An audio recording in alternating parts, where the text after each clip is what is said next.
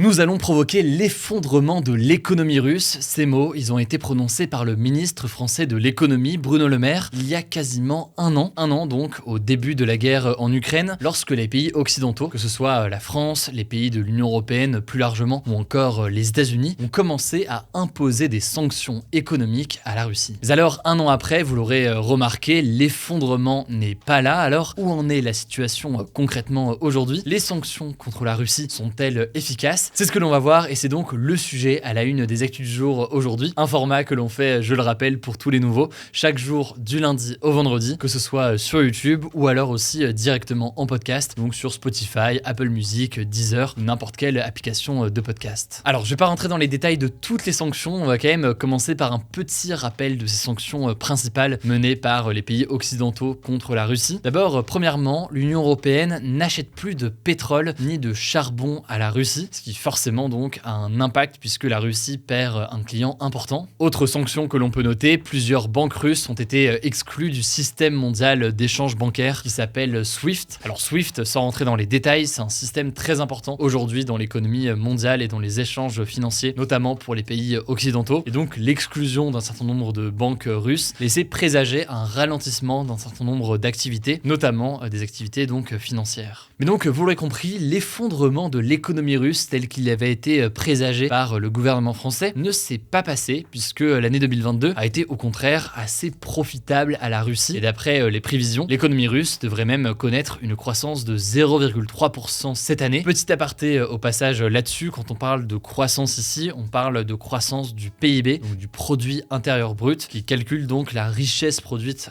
dans un pays. Cet indicateur, il a des avantages, mais il a aussi beaucoup de défauts, notamment dans le fait que, il ne prend pas en compte les éléments positifs ou négatifs qui pourraient être produits. Et donc, typiquement, dans une situation de guerre, il peut y avoir une hausse du PIB dans certains secteurs, alors que ce n'est pas forcément des choses qui sont positives pour la population ou alors la société en général. Bref, mais alors, comment expliquer que la Russie ne se soit pas effondrée économiquement? Eh bien, première chose, certes, l'Union européenne était un gros client pour la Russie, mais ce n'était pas le seul. Et si on prend par exemple la question de l'exportation des hydrocarbures, donc le pétrole et le gaz essentiellement, eh bien, la Russie en a profité pour renforcer ses liens commerciaux avec d'autres pays, que ce soit la Chine ou encore l'Inde. Et la Russie est même devenue le premier fournisseur de pétrole de la Chine aujourd'hui. Autrement dit, eh bien, la Russie en a profité pour développer de nouveaux échanges avec d'autres pays. Et d'ailleurs, sur la question financière et le système bancaire SWIFT que je vous évoquais à l'instant, on l'a vu aussi de la même façon puisque eh bien, la Russie s'est aussi tournée du coup vers de nouveaux systèmes utilisés notamment dans d'autres pays du monde. Deuxième chose qu'il faut noter et qui peut expliquer qu'il n'y a pas eu d'effondrement de l'économie russe, eh bien l'économie russe a quand même réussi à s'adapter à un certain nombre de sanctions qui ont été infligées. On a beaucoup parlé par exemple de la fuite de certaines grandes enseignes comme McDonald's, Coca-Cola ou encore Starbucks qui donc ne sont plus présentes en Russie, ce qui pouvait avoir un impact pour l'économie russe, ne serait-ce qu'en termes d'emploi localement. Mais en l'occurrence, ça a finalement permis aux marques russes de se vendre davantage dans le pays directement donc en Russie. Certaines de ces marques n'ont d'ailleurs pas hésité à copier des codes visuels des marques d'origine, mais donc en reprenant finalement d'eux-mêmes tel ou tel secteur. Bon, et troisième chose qu'il faut noter, malgré les sanctions, eh bien des produits occidentaux sont quand même toujours importés en Russie, notamment via des pays tiers. On peut penser par exemple à la Géorgie ou alors à l'Arménie